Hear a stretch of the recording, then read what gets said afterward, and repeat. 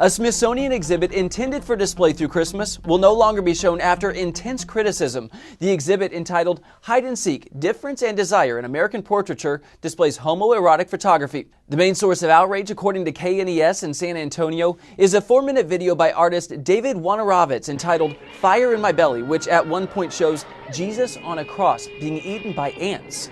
A Smithsonian exhibit that includes a video of ants crawling on a crucified Christ has triggered an unholy backlash. Catholic League President Bill Donahue blasted the museum's federal funding, saying the 4-minute video was designed to insult and inflict injury and assault the sensibilities of Christians.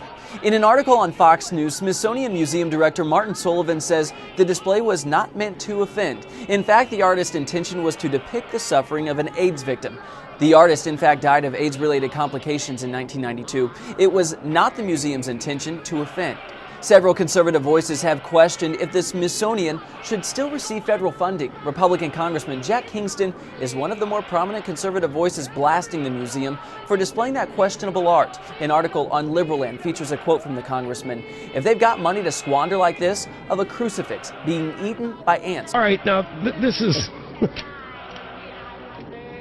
I mean, it's hilarious. We got the ant crawling on Jesus video at the Smithsonian. People got upset about it.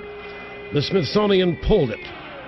National Portrait Gallery bows to censors, withdraws video on gay love. Now, I have to admit that I didn't know until just now that ants crawling on Jesus was gay love. Did you? You knew it was about AIDS, but you couldn't hear of the video. It's actually of Jesus on the cross, and the ants are going bonkers here, crawling all over. And of course, the ants don't know where they are or what they're doing. And this somehow is about AIDS.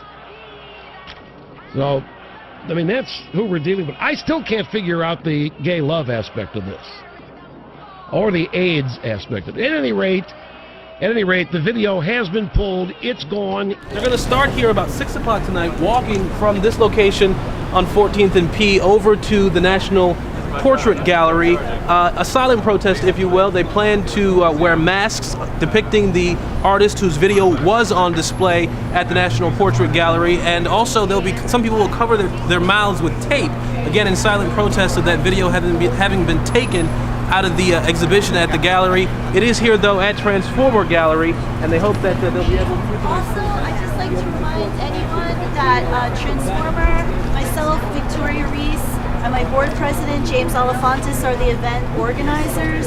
I'm here to oppose censorship in all its forms. I'm here to oppose people who think that America and the American story is only their story.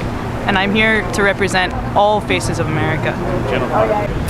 I'm here to support the National Portrait Gallery's right to show a diversity of art from all walks of life and from many different viewpoints, and artists' right to make work that is offensive to some people, even work that's offensive to a majority of the people, and for us and for museums to have the right to show it. I'm really upset that there is this new call for censorship of artists' right to make work. As a community, I think we all believe that we have the right to free expression and freedom of expression, and we want that to continue. I personally don't like to be told what to do. I don't like my artists to be told what to do, and I especially don't like to be told what to do by people who have inaccurate information. I think we have to be more respectful of everyone's religion. Excuse me. I agree. Tell me what you think about it. You think this offends some religions? Yes, I do. But you don't have to go if you don't like it. You don't have to shut a whole exhibit down over it. Are you at the gallery? And what brought you out here? I was coming back from the grocery and I saw the crowd and said, I have to stop in and see what's happening. Oh, fantastic. And have you seen the video? It's there. I just saw it on TV. They showed it on TV? Parts of it. The ants climbing over the crucifix. Yeah. And was it? How did you find it? I won't go and see it, but I don't expect them to shut it down because I don't like it. And what do you think about the people who want to shut it down? How do you feel about that? There's always going to be one person to this side and one person to this side. I'm sorry they closed it. I think a better protest is not attending and having the attendance go down in the area. I think I agree with a lot of conservative values that the government should stay far away out of our lives, and so independent art exhibition should be allowed to exist freely and chosen by the people that have chosen to host it. When I heard about the hide and seek exhibition, I was really excited, thinking, oh, hey, we might have queer art somewhere, and we might not have a Jesse Helms situation, and then we got a Jesse Helms situation, and now I'm upset. So that's why I'm here.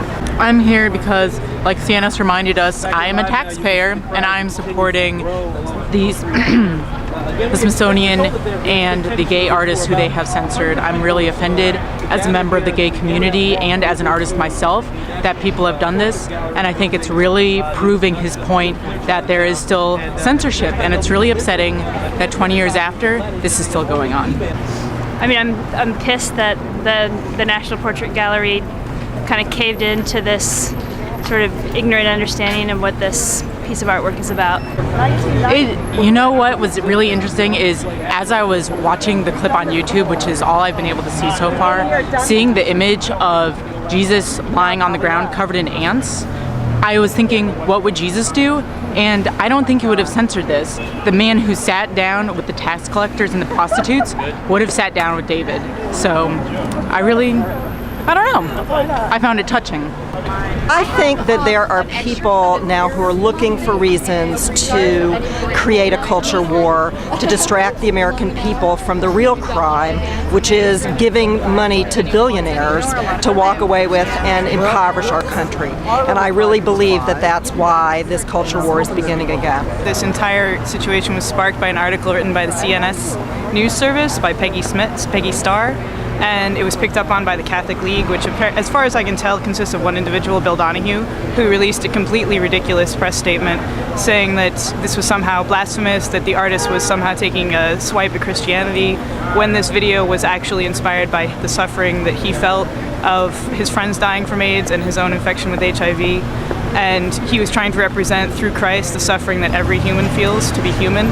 It was not blasphemous, and Phil Donahue's complete misunderstanding of the situation just threw gasoline on the fire. Apparently this National Portrait Gallery has been fielding ridiculous phone calls and complaints and emails from people who don't understand the exhibit, have never seen it, don't understand anything about the artist or the art, and are just having a knee-jerk reaction to an inflammatory article that was almost no basis in fact. And as a result, the Secretary of the Smithsonian pulled a video of an artist that is one of the most important gay artists of his generation. You're looking at a remake of the 1989 poster He Kills Me, which was created by Grand Fury, the propaganda wing of ACT UP, which was the original organization to bring attention and awareness to AIDS. And we remade it featuring the face of John, I believe his name is pronounced Boehner, who is really trying to wreak havoc in the Smithsonian Institution right now. Hell no, you can't! So I thought that it would be appropriate to do a He Kills Me poster. I've also got one that has ants crawling all over his face. Well, we're not an art museum to start with.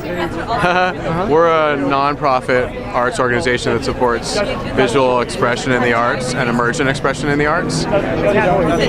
So this is our job. This is what we do. Our goal is that the museum reinstates this work into the exhibition. That's our goal. This is a silent, non-violent walk, visual artistic action with these David Wojnarowicz masks. It's a film still from Silence Equals Death. We're going to walk down to 9th and then down P to 9th and then down 9th to the Portrait Gallery. We'll be on the steps of the National Portrait Gallery with the masks in front in a few minutes of vigil and visual expression, asking the museum to please reinstate the work. We have sent a letter to the Smithsonian Institution today. It's on our website, and our goal is that they reinstate this work. I'm sorry, silence is what killed gays in the 80s from AIDS. I shouldn't normally call people names, but the conduct of this Catholic person reminded me of Savonarola, who was a Florentine priest who in a couple of years came to prominence and had a bonfire of the vanities and burnt works of art in the public square. However, within 2 or 3 years, he himself was burned at the stake in Florence, and then the Renaissance began. So to me, it's a cautionary tale for those who would censor art